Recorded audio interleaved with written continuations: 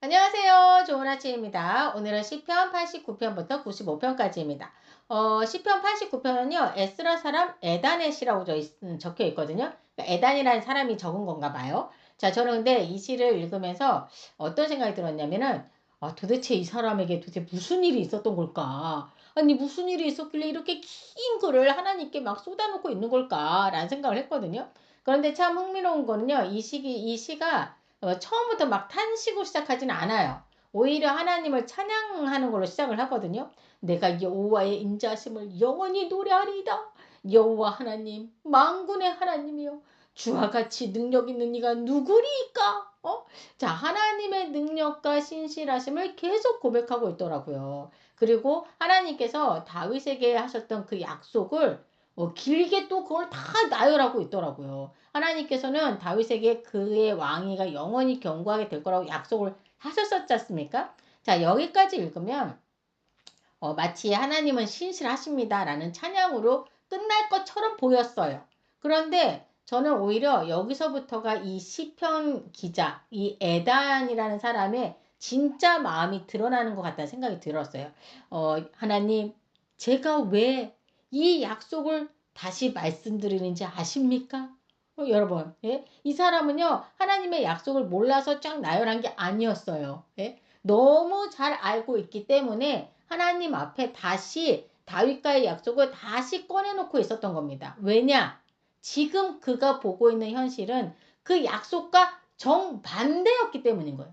다윗의 왕조는 무너져 가고 있고 왕은 수치를 당하고 있습니다. 그래서 그의 마음속에서는 이런 외침이 있었던 거예요. 하나님, 분명 약속하셨지 않습니까? 예? 하나님, 다윗의 왕위를 영원히 세우시겠다고 말씀하셨지 않습니까? 그런데 지금 이 현실은 도대체 무엇입니까? 예?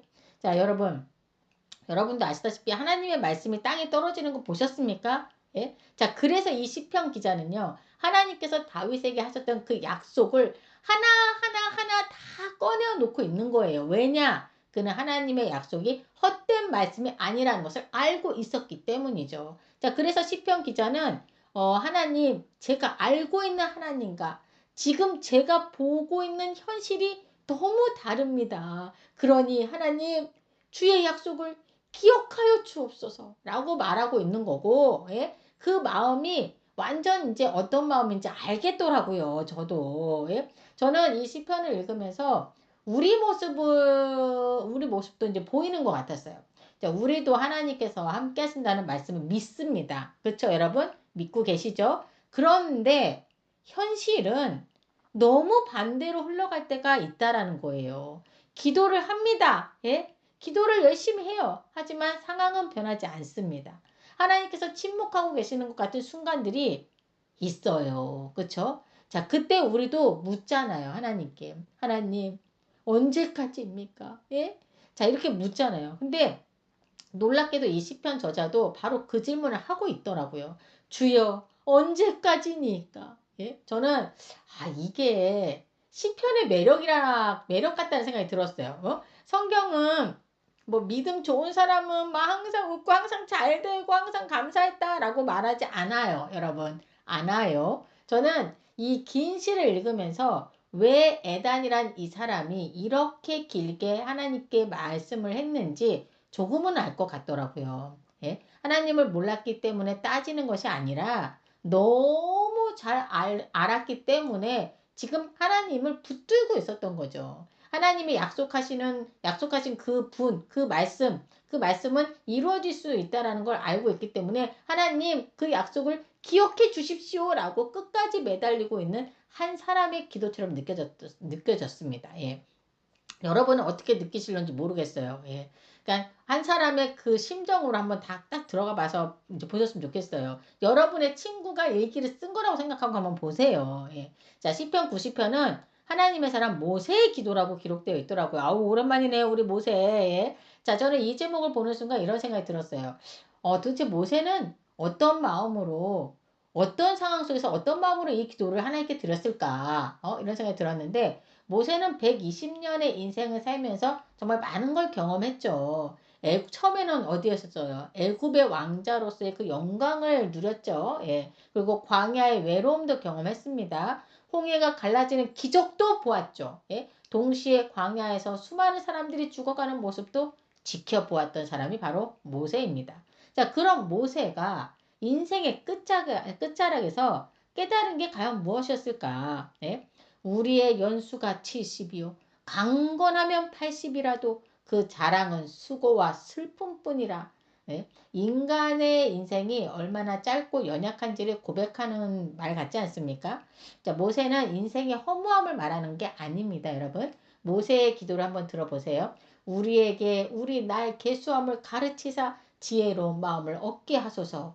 자, 저는 이 말씀이 좀 와닿았는데 이 말은요. 하나님 더 오래 사는 것이 중요한 것이 아니라 하나님께서 주신 오늘 하루를 어떻게 살아야 하는지 알게 하여 주옵소서 라는 기도처럼 들렸거든요.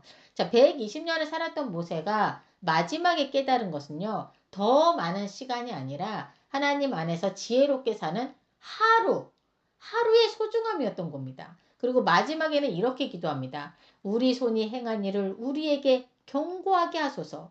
자, 저는 이 기도가 참 모세답다라는 생각이 들었거든요. 자신에게 주어진 삶 속에서 하나님께서 맡기신 일을 헛되이 하지 않기를 바라는 그 마음이 느껴졌기 때문이거든요. 자, 그리고 저는 이 시를 읽으면서 저도 저의 인생을 좀 돌아보게 됐어요. 우리는 종종 언젠가 여유가 생기면, 나중에 시간이 되면, 이걸 해야지, 더 잘해야지, 라고 생각을 하지 않습니까, 여러분? 예. 아, 지금은 조금 안 돼요. 조금만 기다려주세요. 막 이러잖아요. 그런데 모세는 말합니다. 너에게 주어진 날은 생각보다 짧다. 그러니 오늘이라는 이 시간을 하나님 앞에서 소중히 살아라. 여러분, 어떠세요? 전 완전 공감하거든요. 하루하루를 살아간다는 것이요. 당연한 것이 아니라 하나님께서 허락하신 은혜라는 생각이 들었기 때문이에요. 120년의 긴 세월을 살아온 모세가 마지막에 우리에게 들려주는 것은 얼마나 오래 살았느냐가 아니라 하나님 앞에서 오늘을 어떻게 살아야 하느냐 이거였던 거거든요. 그래서 시편 90편은 짧은 인생을 어떻게 살아야 하는지를 깨달은 한 사람의 지혜로운 기도처럼 느껴지더라는 거죠. 자, 시편 91편은 그 저자가 누군지는 정확히 알 수 없습니다. 그래서 누가 어떤 상황 속에서 이 시를 썼는지는 알 수 없어요. 알 수 없지만 어떤 한 사람인 거예요. 이 사람이 알 수는 없지만 이 한 사람이 이 시를 읽으면서 어떤 마음으로 썼는지가 좀 느껴지는 게 어떤 생각이 들었냐면 도대체 이 사람은 어떤 위험 속에 있었기에 하나님을 이렇게까지 피난처라고 고백을 할 수 있었을까라는 생각이 들었어요. 왜냐하면 이 시에는 계속해서 위험한 장면들이 등장을 하거든요.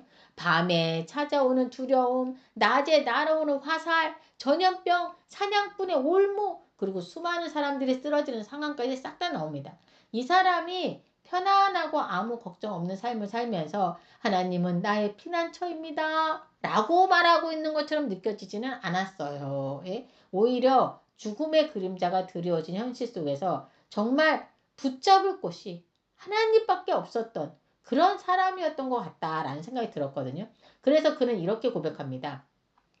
나는 여호와를 향하여 말하기를 그는 나의 피난처요 나의 요새요 내가 의뢰하는 하나님이라 하리니. 예? 여러분 저는 이 시편 저자가 두려움과 불안 속에서 이렇게 고백하고 있는 것처럼 좀 느껴졌거든요. 이 상황을 보면 그렇잖아요. 내가 숨은 곳은 하나님밖에 없습니다 라고 말하고 있거든요. 자, 우리는 살아가면서 안전한 곳을 찾으려 하고 막 추구하죠. 그렇죠? 자, 돈이 많으면 안전할 것 같고, 예, 걱정이 없을 것 같고, 또 건강하면 괜찮을 것 같고, 좋은 환경이 있으면 걱정이 없을 것 같습니다. 그쵸? 자, 그런데, 진짜 그렇던가요, 여러분? 예? 인생을 살아보면 그것조차 언제든 흔들릴 수 있다는 것을 알게 됩니다. 그래서 변하지 않는 하나님을 나의 피난처로 삼는 것이 진짜 안전이 아닐까 하는 생각이 들었어요. 예? 어쩌면 시편 91편은 아무 일도 일어나지 않는 그런 삶을 약속하는 시가 아니라 어떤 일이 일어나더라도 예? 하나님 안에 머무는 사람이 누리는 그 평안을 이야기하고 있는 시처럼 느껴졌습니다. 자, 시편 92편으로 넘어가 보면요. 시편 92편은요. 안식일의 찬송시라는 제목이 붙어 있어요. 이번 시는 특별히 하나님에 대한 감사와 기쁨이 가득 담겨 있거든요. 저는 이 시를 읽으면서 이런 생각이 들었는데 이 시편 기자에게는 무슨 감사한 일이 이렇게 많았을까? 간절히 원했던 기도 응답이라도 받았던 걸까? 막 이런 생각이 들었어요. 그런데 계속 읽어보면 아시겠지만 이 사람은 단순히 좋은 일이 생겨서 하나님을 찬양한 게 아니었습니다. 그저 하나님 자체를 찬양하고 있더라고요. 아침마다 주의 인자하심을 알리며 밤마다 주의 성실하심을 베품이 좋으니이다. 생각해보면 우리는 일이 잘 풀리면 감사하죠. 기도했던 게 주님 오늘 이런 일이 있는데 이게 잘 풀리게 해주세요 라고 했는데 그게 되면 어떻게 해요? 그러니까 또 감사를 하죠. 기도한 것이 응답이 되면 감사합니다.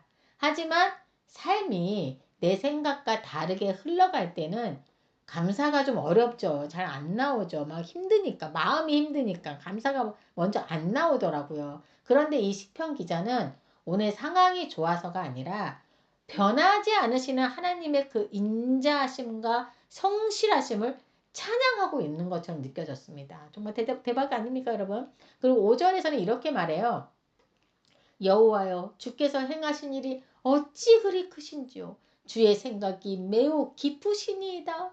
저는 이 말이 무슨 뜻인지 조금 알 것 같더라고요. 저 역시 이제 살아오면서 왜 이런 일이 내게 일어났을까 이해되지 않았던 순간들이 있었습니다. 그런데 시간이 흐르고 그 모든 일이 지나간 후에야 깨달은 순간들이 있더라고요. 그때 그때 하나님께서 이것을 보고 계셨구나. 나는 눈앞에 작은 장면만 보고 있었는데, 그러니까 그렇게 시간이 지난 후에, 그때 비로소 하나님의 생각이 나의 생각보다 훨씬 깊다는 것을 알게 되는 순간들이 오더라는 거죠. 특별히 저는 마지막 말씀이 좀 좋았거든요. 그는 늙어도 여전히 결실하며 진액이 풍족하고 빛이 청정하니. 그러니까 저는 이 말씀을 읽으면서 하나님 안에서 살아가는 사람의 삶에는 은퇴가 없다라는 생각이 들었어요. 나이가 들었다고 해서 하나님께서 더 이상 사용하지 않으시는 것이 아니라 오히려 오랜 세월 하나님과 함께 걸어온 사람에게서만 나오는 그런 열매가 있다라는 생각이 들었거든요. 그래서 시편 92편은 하나님께 무언가를 받은 사람이 부르는 노래라기보다는 하나님이 어떤 분이신지를 오랜 시간 경험한 사람이 드리는 그런 진짜 배기 감사와 찬양의 고백처럼 들리더라고요. 예.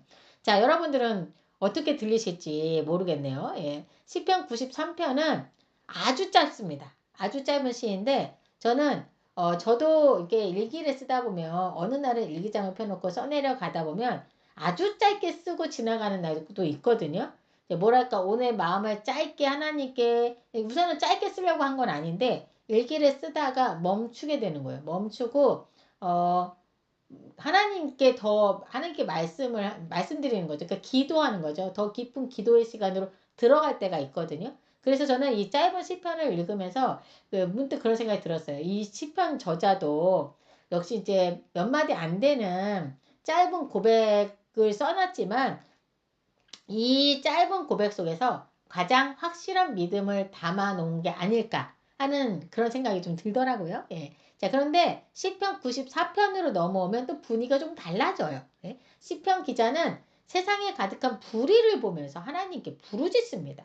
하나님, 악한 사람들이 왜 이렇게 잘 되는 겁니까? 예? 억울한 사람들이 고통받고 있는데 왜 가만히 보고 계십니까? 여러분, 이 질문 사실 우리도 하지 않습니까? 이런 생각을 하죠. 이런 생각을 한 번쯤 하잖아요. 뉴스를 보면서도 그렇고 직장 생활 속에서도 그렇고 정말 와, 저 사람이 저렇게 하고도 아무 일 없이 넘어간다고? 와, 진짜 대박이다. 막 이런 생각 들 때가 있잖아요. 지금 이 시편 기자도 솔직하게 묻고 있는 거예요. 그는 믿음이 없어서 묻는 게 아니라 하나님께서 정의로운 분이시라는 걸 알고 있기 때문에 오히려 질문하고 있는 것처럼 느껴지더라고요. 하나님, 당신은 공의의 하나님이시지 않습니까? 그렇다면 언제까지 악인이 승리하는 것처럼 보입니까? 왜 저 사람을 놔둡니까? 예? 이렇게 말하고 있는 거죠. 그런데 시편 기자는 곧 깨닫게 된 것 같아요. 하나님은 결코 모르시는 분도 아니고 침묵하시는 분도 아니라는 걸 말이죠. 그리고 이런 고백을 합니다. 여호와께서 내게 도움이 되지 아니하셨더라면 내 영혼이 벌써 침묵 가운데 살았으리로다. 여러분, 그러니까 사람은 힘든 일이 있을 때 왜 이런 일이 일어나는지 이유를 알고 싶어 해요. 맞죠, 여러분? 저도 그랬거든요. 하지만 때로는 하나님께서는 모든 이유를 설명해 주시기보다 그 시간 속에서 우리를 붙들어 주시는 것 같더라고요. 그래서 시편 94편은 악에 대한 분노의 기도로 시작을 합니다. 그렇게 시작을 했지만 결국 하나님의 공의와 도우심을 신뢰하는 기도로 끝나는 그런 시편 그런 내용이거든요. 자, 그리고 이어서 시편 95편은 다시 찬양으로 시작해요. 오라 우리가 여호와께 노래하며 우리의 구원의 반석을 향하여 즐거이 외치자. 그런데 저는 이 시가 좀 흥미롭더라고요. 처음에는 너무 기쁘게 하나님을 찬양하는 노래처럼 시작을 해요.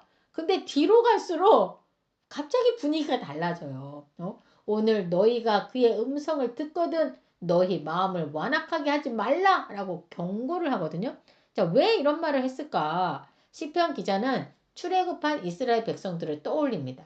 그들은 홍해가 갈라지는 기적을 봤죠. 그쵸? 아시죠? 광야에서 만나와 물을 공급받았습니다. 자, 그렇게 하나님을 경험했으면서도 계속 하나님을 시험하고 원망했잖아요. 그쵸? 저는 이 부분이 77편과 78편에서 계속 나왔던 기억해라, 잊지 말아라 라는 그 말씀과도 연결되는 것 같더라고요. 하나님을 찬양하는 것만 중요한 것이 아니라 하나님께서 말씀하실 때 그 말씀에 순종하는 것이 중요하다는 거. 그쵸? 그 말씀에 순종하는 게 더 중요하다는 거죠. 그쵸? 생각해보면, 우리도 예배를 드리고, 뭐, 찬양을 하잖아요. 그쵸? 여러분도 예배 드릴 때, 예배 드리면서 막 찬양도 하고 하지 않습니까? 자, 그런데 예배당을 나오는 순간, 하나님께서 하신 말씀을 금방 잊어버릴 때가 있습니까? 없습니까? 예. 그래서 시편 기자는 오늘이라고 말을 하는 거예요. 내일이 아니라 언젠가가 아니라 오늘 하나님의 음성을 듣고 마음을 닫지 말라고 말하고 있는 겁니다. 오늘도 수천 년 전 하나님을 사랑했던 그 믿음의 선배들의 마음을 다 들여다봤습니다. 우리가 그쵸? 그들의 질문도 받고요. 그들의 눈물도 찬양도 결국 하나님을 향하고 있었습니다. 저 역시 이 시편을 읽으며 다시 한번 제 마음을 하나님 앞에 세우게 되는 그런 시간이 되더라고요. 예. 우리도 살아가면서 이해되지 않는 현실 앞에서 질문할 때도 있고 두려움 속에서 흔들릴 때도 있습니다. 하지만 그때마다 하나님을 떠나는 것이 아니라 이런 이 시편 기자들처럼 솔직한 마음 그대로 하나님께 나아가는 저와 여러분이 되기를 바랍니다. 이 시간 기도하겠습니다. 사랑의 하나님 아버지, 오늘도 믿음의 선배들의 고백을 통해 우리의 마음을 돌아보게 하시니 감사합니다. 기쁠 때는 찬양하게 하시고 힘들 때는 숨지 않고 하나님 앞에 솔직히 나아가는 믿음을 허락하여 주옵소서. 오늘도 하나님의 음성을 듣고 우리의 마음을 닫지 않게 하시며 어떤 상황 속에서도 하나님을 신뢰하며 살아가게 하여 주옵소서. 이 모든 말씀 우리 주 예수 그리스도 이름으로 기도드립니다. 아멘.